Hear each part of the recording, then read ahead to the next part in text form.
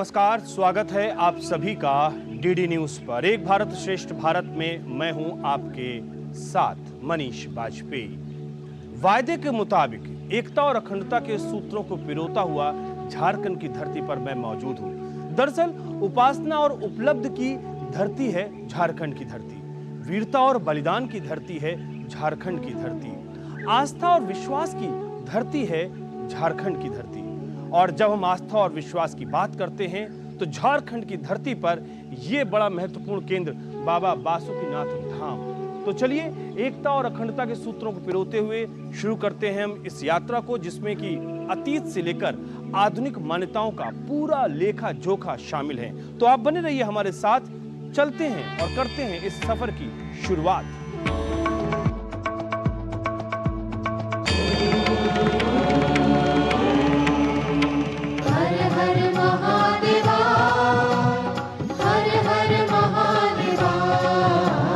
हर हर महादेवा, हर हर महादेवा।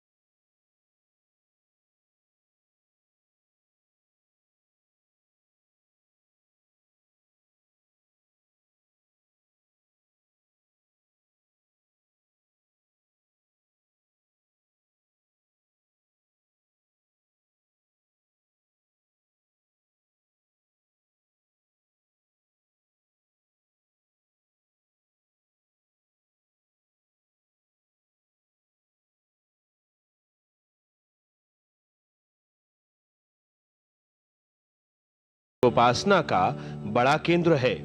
यहाँ सालों भर शिव भक्त आते हैं, किंतु सावन और भादौ इन 2 महीनों में यहाँ कांवरियों का सैलाब उमड़ता है।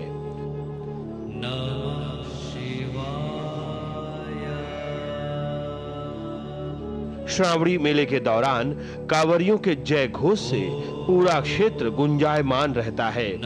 सावन में बिहार के सुल्तानगंज की उत्तर वाहिनी गंगा का पवित्र जल लेकर जब कांवड़िया देवघर की तरफ चलते हैं तो बाबा बासुकीनाथ के लिए भी जल ले लेते हैं और देवघर में बाबा पर जल अर्पित करने के बाद सीधा बासुकीनाथ के लिए चल पड़ते हैं। उनकी यह तीर्थ यात्रा बाबा बासुकीनाथ धाम पहुंचकर ही पूरी होती है। ज्यादातर कांवड़िया सुल्तानगंज से देवघर तक पद यात्रा करते हैं। सवाल मन मस्तिष्क में उठते हैं, बिल्कुल उठते हैं, क्योंकि 2 बड़े शिव के धाम आपस में कुछ ही दूरी पर विद्यमान हैं, बाबा बैद्यनाथ धाम और बाबा बासुकीनाथ का ये धाम। लेकिन क्या है इनके पीछे की कहानी, अगर आप जानना चाहेंगे तो बहुत दिलचस्प है, क्योंकि बाबा बासुकीनाथ के दर्शन के बगैर बाबा बैद्यनाथ धाम की यात्रा का पुण्य और फल नहीं मिलता है। तो आप भी सोच रहे होंगे कि आखिर ऐसी क्या बात है। वाकई कहानियों और किंवदंतियों में तर्क तो आते हैं, लेकिन आस्था के अथाह सागर में ये तर्क डूब जाते हैं।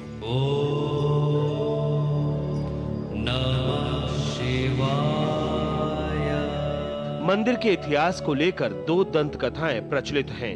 पुराणों में इस क्षेत्र का नाम मिलता है। यहाँ दारुक नामक वन था जहाँ राक्षसों का वास था। उन्हीं दिनों सुप्रिय नामक व्यक्ति की भक्ति से यहाँ राक्षसों से उसे बचाने के लिए शिवजी प्रकट हुए और तभी से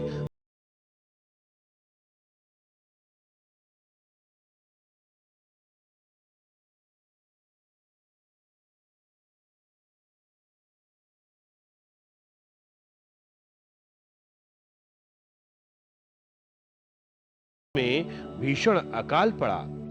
तभी बसु नामक वनवासी कंदमूल की तलाश में यहाँ पर आ पहुंचा। उसने कंदमूल के लिए जमीन को किसी लोहे के औजार से खोदना शुरू किया। तभी उसका औजार किसी ठोस वस्तु से टकराया और रक्त की धारा फूट पड़ी। उसने उस स्थल को खोदा तो वहां शिवलिंग था। तभी आकाशवाणी हुई कि तुम यहाँ महादेव की पूजा करो। और वसु द्वारा की गई खुदाई में यहाँ जब शिवलिंग मिला तो उसकी पहली पूजा वसु ने की। इसलिए यहाँ बाबा भोलेनाथ वासुकीनाथ कहलाए।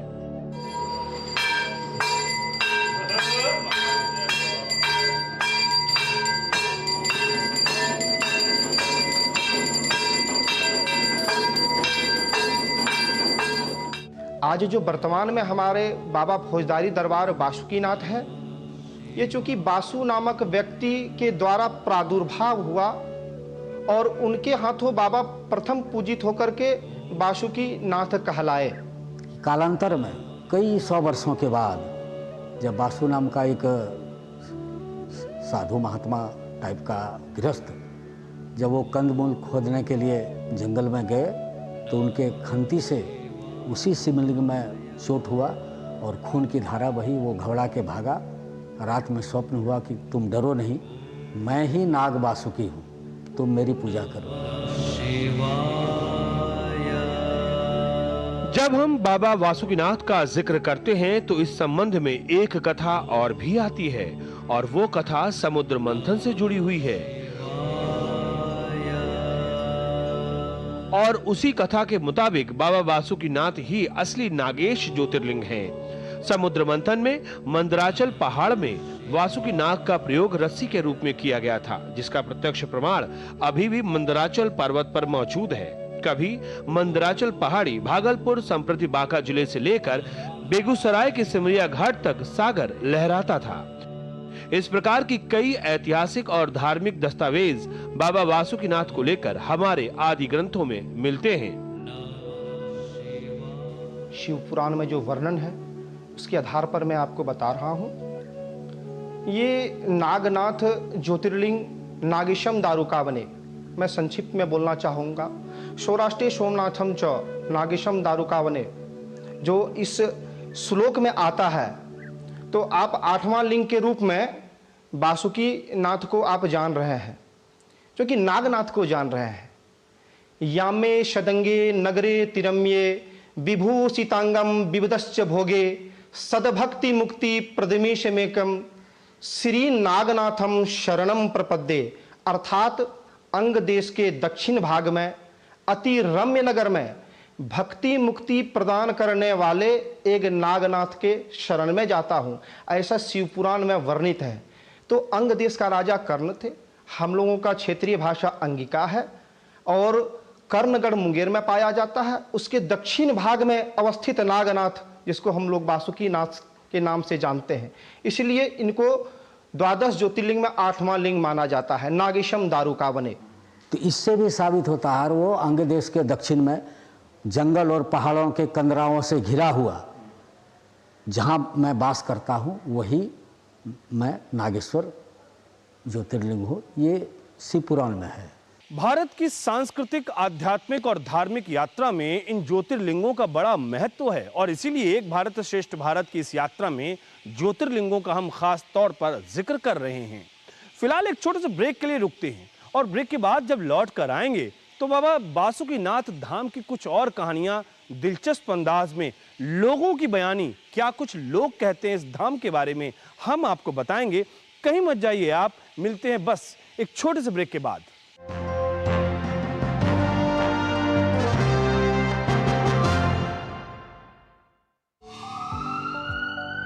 स्वास्थ्य से जुड़ी महत्वपूर्ण बात, देश के प्रख्यात विशेषज्ञों के साथ कैसे हो रोग के लक्षणों की पहचान। यदि आप हैं किसी रोग से परेशान, फोन और ईमेल के माध्यम से पूछें अपना सवाल, विशेषज्ञों से मिलेगा सही समाधान। देखिए स्वास्थ्य से जुड़ा विशेष कार्यक्रम टोटल हेल्थ, सिर्फ डीडी न्यूज पर। उत्तर से दक्षिण तक, पूर्व से पश्चिम तक, देश हो या दुनिया की, खबर है तो पड़ताल जरूरी है। देखिए हमारे साथ मेरे पीछे भारत की सबसे एजेंडा भारत का रहा है और किस तरह से एक नई शुरुआत इस वक्त डीडी न्यूज पर।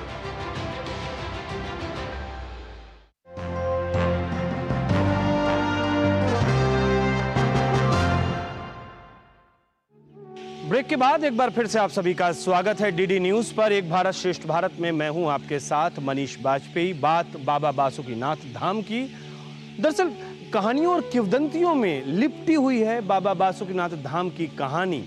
बहुत अचरज भी होता है और बहुत दिलचस्प भी रहता है उन लोगों की जुबानी उस कहानी को सुनना जिनके अनुभव हुए हैं।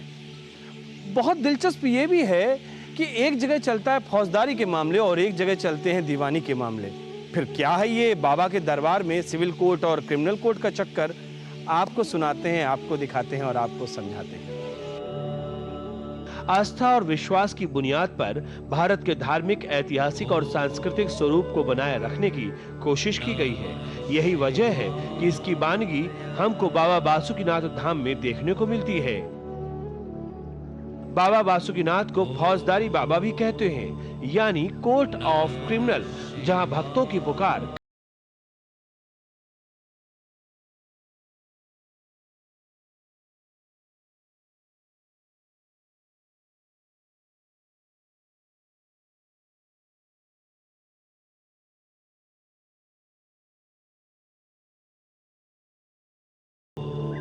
जहां पर भक्तों की फरियाद यानी मन्नतें सिविल कोर्ट के नेचर की तरह सुनी जाती हैं। इसलिए भी भक्तों का ज्यादा आना बाबा बासुकीनाथ होता है। ये आस्था की बात है, यहाँ पर किसी तर्क का साथ नहीं है।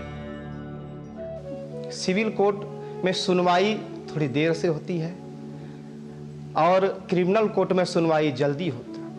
तो दीवानी दरबार और फौजदारी दरबार, दीवानी केस फौजदारी केस होता है, उसी तरह ये फौजदारी दरबार है। यहाँ एक धरना की भी प्रथा है।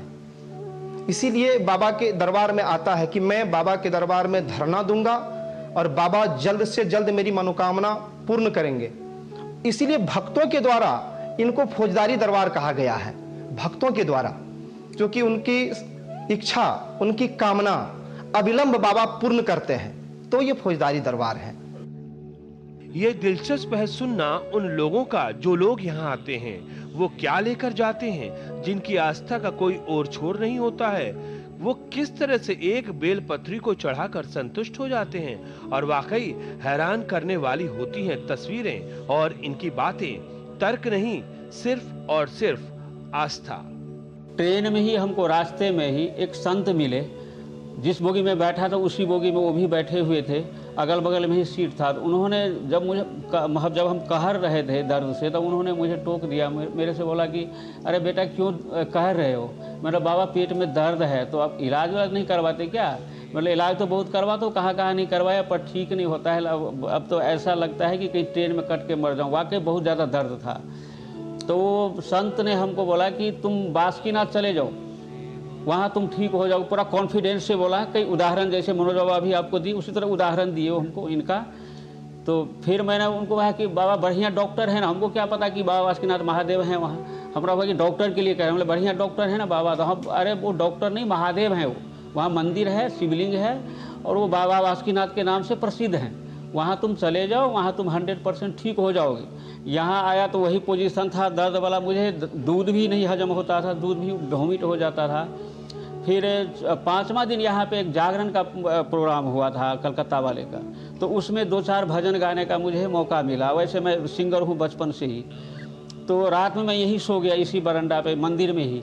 तो 4 बजे सुबह मुझे स्वप्न होता है उसी महात्मा के रूप में कि बाबा बासुकीनाथ को भजन सुनाओ, तुम्हारा कंचन काया हो जाएगा।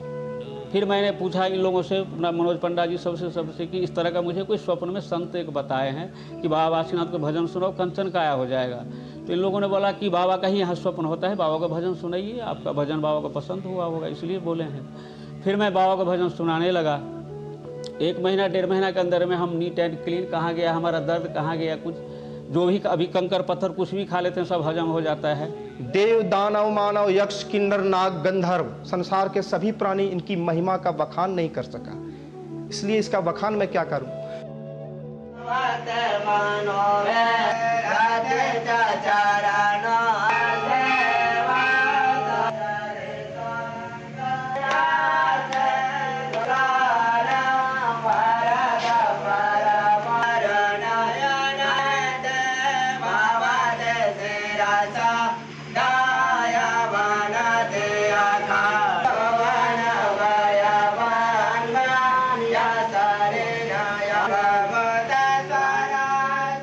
अनंत गाथाओं का संग्रह है भारत की आध्यात्मिक, धार्मिक और सांस्कृतिक यात्रा एक भारत श्रेष्ठ भारत। और ये यात्रा अभी प्रवाहमान है। इस यात्रा के साथ मैं भी चल रहा हूं और मेरे साथ आप भी चल रहे हैं। तो मुलाकात होगी अगले मोड़ पर। तब तक के लिए फिलहाल मुझे दीजिए इजाजत। नमस्कार। है वंदना के स्वर ये हमारे, है वंदना के स्वर ये हमारे, हे नाथ इनको स्वीकार करना। सत्यम शिवम सुंदरम तुम्ही हो, सत्यम शिवम सुंदरम तुम्ही हो। तूने रची है ये सारी सृष्टि, तू ही ने दी है ये हमको दृष्टि। तूने रची है ये सारी सृष्टि, तू ही ने दी है ये हमको दृष्टि। इतनी दया और कर दो दाता, इतनी दया और कर दो बाबा, हम कर पाए हर कर्म अपना। सत्यम शिवम सुंदरम तुम्ही हो, सत्यम शिवम सुंदरम तुम्ही हो। हे शिव हमारा उद्धार करना, है वंदना के स्वर ये हमारे, है वंदना के स्वर ये हमारे, हे नाथ